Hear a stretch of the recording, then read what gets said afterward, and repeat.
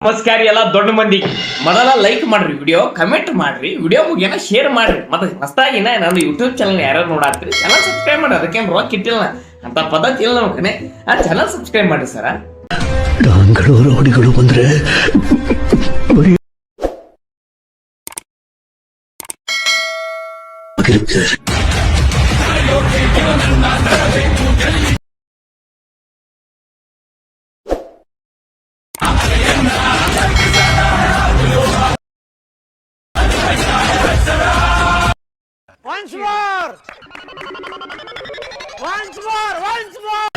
ಡಾಂಗಳು ರೌಡಿಗಳು ಬಂದ್ರೆ